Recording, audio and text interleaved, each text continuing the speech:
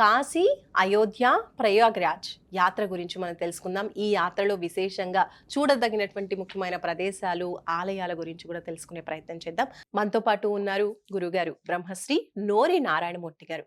గురుగారితో మాట్లాడదాం. గురుగారు నమస్కారం అండి. శుభాశీస్సులమ్మ. గురుగారు, కాశీ, ప్రయాగ్రాజ్ యాత్రకి చాలా మంది వెళ్ళాలనుకుంటూ ఉంటారు. ముఖ్యంగా జీవితంలో ఒక్కసారైనా వెళ్ళాలి, అక్కడ ఉన్నటువంటి ముఖ్యమైన మన పురాతన ఆలయాల్ని చూడాలి అనుకుంటూ ఉంటారు కదా. మరి మీ మాటల్లో ఈ యాత్ర యొక్క విశిష్టత గురించి తెలియజేయండి. శ్రీ మహాగణాధిపతయే నమః, సరస్వత్యై నమః. భారతీయ వాంగ్మయంలో వేదాలు గాని, ఉపనిషత్తులు గాని, మంత్రశాస్త్రాలు కాని, అఖండమైనటువంటి పూజలు ఏం చేసినా ఒక మంత్రాన్ని చదువుతారు. ఏమిటి అంటే అయోధ్య, మధుర, మాయా, కాశీ, కాంచీ, అవంతిక, పురీ, ద్వారవతీ చైవ సప్తయితే మోక్షదాయకాః. ఈ 7 మహానగరాలు పేరు వింటేనే మోక్షం కలుగుతుంది. ఇక దాన్ని చూసినా, అక్కడికి వెళ్ళినా, సందర్శించిన మానవ జన్మ ధన్యమవుతుంది. మానవుడై పుట్టినటువంటి వాడు, ముఖ్యంగా భారతదేశంలో పుట్టినవాడు, ఈ భరతభూమిని పుణ్యభూమి, ధన్యభూమి, కర్మభూమి, వేదభూమి ఎన్నో పేర్లతో పిలుస్తారు. దేనికని అంటే ఈ పుణ్యక్షేత్రాలు ఉన్నాయి. ఈ పుణ్యక్షేత్రాలలో పరమ పావనమైనటువంటివి ఈ 7 మహానగరాలు. పురీ, ద్వారవతీ చైవ సప్తయితే మోక్షదాయకాః. వాటిలో మీరు అడిగినటువంటివి చాలా ముఖ్యమైనటువంటివి. అందులో అయోధ్య, అసలు మొదటి నగరమే అయోధ్య. పరమ పావనమై సరయూ నది ప్రవహించే దివ్య పుణ్యక్షేత్రంగా ప్రకాశించే అద్భుతమైనటువంటి క్షేత్రం అయోధ్య. ఎందరెందరో రాజులు పరిపాలించినటువంటిది పుణ్యమైనటువంటిది అయోధ్య. కోసల రాజ్యమునకు రాజధాని అయోధ్య. హరిశ్చంద్రుడు ఏలినటువంటి పుణ్యభూమి, రఘుమహారాజు ఏలినటువంటి పుణ్యభూమి. అంతేకాదు ఎందరెందరో మహనీయులు, నహుషుడు, అటు తర్వాత దశరథుడు, అవతార పురుషుడైనటువంటి శ్రీరామచంద్ర ప్రభు అవతరించిన దివ్య పుణ్యభూమి కనుకనే ఈ పరమ పావనమైనటువంటి అయోధ్యను చూడాలి. ఆ రాముడు నడయాడినటువంటి బాలరాముడితో ఉన్నటువంటి ఆ దివ్యమైనటువంటి అనుభూతిని చెందాలి అని సమస్త దేవతా సమూహమంతా విచ్చేసేటువంటి పుణ్యభూములు ఇవి. కేవలము మానవులే కాదు, సకల లోకములలో ఉన్నటువంటి స్వర్గసీమలో ఏమిటి, పుణ్యభూమిలో ఇంత ఏల పరమేశ్వరుడు కూడా ఈ ప్రదేశానికి వచ్చి ఆ బాలరాముణ్ణి చూచి తరిస్తారట. అలాంటి పుణ్యమైనటువంటి క్షేత్రంలో మనం సందర్శించేటువంటి అద్భుతమైనటువంటి విశేషం అయోధ్యానగరం. ఈ అయోధ్యానగరం శ్రీరామచంద్రమూర్తి యొక్క జన్మభూమి. చైత్రశుద్ధ నవమి తిథి నాడు పునర్వసు నక్షత్రమునందు 5 గ్రహములు ఉచ్చలోనుండా అందు గురుడు చంద్రునితో నుండా కర్కట లగ్నమునందు జన్మించాడు.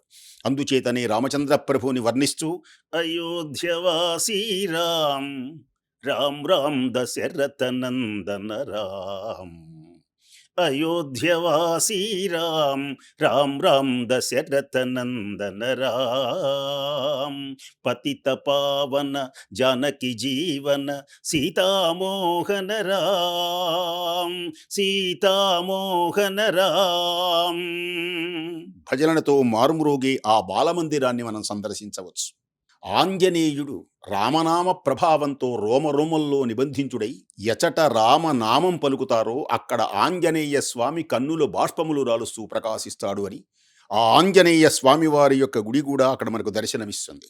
అయోధ్య ప్రధాన ఆలయంగా మనకు ఈనాడు దర్శనమిస్తుంది. పూర్వంలో ఉన్న 800 సంవత్సరాల తర్వాత భారతీయుల యొక్క దివ్య తపస్సు వలన అయోధ్య ఈనాడు రామమందిరం ప్రకాశిస్తోంది. దానిని సందర్శించే అదృష్టం మనకు కలుగుతుంది. మరొక విశేషం ఏమిటి అంటే కాశీ. అయోధ్య, మధుర, మాయా, కాశీ అని ఉన్నాగా.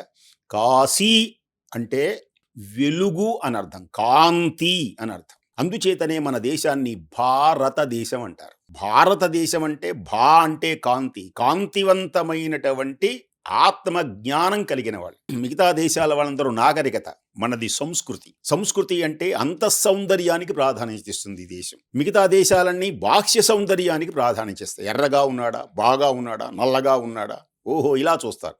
కానీ ఇవి చూడరు. చిన్నవాడా పెద్దవాడా కాదు మనకు కావాల్సింది, ఆడవాళ్ళ మగవాళ్ళ అని కూడా కాదు. అతనిలో జ్ఞానం. ఎవరైతే అద్భుతమైనటువంటి గుణములు, గుణా పూజాస్థానం నచలింగం నచవయః, ఎవరి దగ్గర మంచి గుణములు ఉన్నాయో అతడు స్త్రీ అయినా చిన్నవాడైనా గొప్పవాడైనా ప్రకాశిస్తుంది. అలాంటి పుణ్యమైనటువంటి కాశీ, అత్యంత వెలుగులు చిమ్మేటువంటి ఆ కాశీ పుణ్యక్షేత్రం సందర్శిస్తేనే చాలు. అసలు కాశ్యాంతం మరణాన్ముక్తి, కాశీలోనే మరణించాలి లేదా కన్న కొడుకు దగ్గర మరణించాలి. కన్న కొడుకు దగ్గర ఉండగా కన్న కొడుకు ఒడిలో మరణించడం ఒక పద్ధతి అయితే కాశీలో మరణించడం ఒక పద్ధతి. అందుచేత ఇలాంటి పుణ్యమైనటువంటి భూమిలో విశ్వనాథుడు, విశాలాక్షుడు మొదలైనటువంటి అద్భుతమైనటువంటి అనేకమైన కాలభైరవుడు, దేవరాజ సేవ్యమాన పావనాంఘ్రి పంకజం కాలభైరవం భజే, కాలభైరవుని యొక్క దివ్యస్మరణ చేసిన, గంగా నదిలో స్నానం చేసిన, శంకర భగవత్పాదులు అంటారు భగవద్గీత కించిదధీత గంగా జల లవ కణికా పీత. భగవద్గీతలో ఒక శ్లోకమైన, గంగా నదిలో ఒక జలమైన, ఒక చుక్కైనా గనక తాగినట్లయితే మానవ జన్మ ధన్యమవుతుంది. అలాంటి పుణ్యమైనటువంటి కాశీని వారణాసి అని కూడా పిలుస్తారు. అలాంటి వారణాసిలో సంకట విమోచన హనుమాన్, అలాగే తులసీదాస్ తన యొక్క మానస రామచరిత మానస్ అనేటువంటి గ్రంథాన్ని రచించిన పుణ్యభూమి. అంతేకాక ప్రయాగ్రాజ్. భారతదేశం ఎంత గొప్పది. సి నారాయణ రెడ్డి గారు ఒక చోట అంటాడు, త్రివేణి సంగమ పవిత్ర భూమి, 4 వేదములు పుట్టిన భూమి, గీతామృతమును పంచిన భూమి, పంచశీల బోధించిన భూమి. త్రివేణి సంగమం, గంగా యమున సరస్వతులతో పావనమై దివ్యమైనటువంటి ప్రయాగ్రాజ్. మాధవేశ్వరీదేవి, అలాగే బడా హనుమాన్ ఇవి ఉండి త్రివేణి సంగమంలో స్నానం చేసి మానవులు తరిస్తారు. అలాంటి దర్శన భాగ్యం మనకి ఆర్వి ట్రావెల్స్ వీళ్ళు మనకు అనుగ్రహిస్తున్నారు. మనందరినీ కూడా తీసుకొని వెళ్ళి జాగ్రత్తగా చూస్తారు. ఈ ట్రావెల్స్ గురించినటువంటి విశేషం మనం ఇంకొకసారి విందాం. స్వస్తి. కాశీ, అయోధ్య, ప్రయాగ్రాజ్ విశిష్టత గురించి మాకు తెలియజేశారు. మీరు కూడా స్వయాన అక్కడికి వెళ్ళినటువంటి అనుభూతి గురించి మాతో పంచుకోండి. ఆ పుణ్యక్షేత్రాల పేరు వింటేనే పుణ్యం ఉన్నది. వాటిని దర్శించాను, అక్కడ స్నానాలు చేశాను. కాబట్టి నేను పుణ్యాత్ముడను. సహజంగా అందరూ నేను పాపం చేశాను అనుకుంటారు. కాదు కాదు. మానవ జన్మ గంగలో స్నానం చేస్తే పాపములు పోతాయి. అయోధ్య రాముణ్ణి తలిస్తే పాపములు పోతాయి. కాశీలో ఉంటే పాపం పోతాయి. అందుచేత నా మాటలు వింటున్న మీరు కూడా పుణ్యాత్ములే. ఎందుకని? పార్వతీదేవికి పరమేశ్వరుడు రామనామ వైభవాన్ని తెలియజేస్తున్నారు.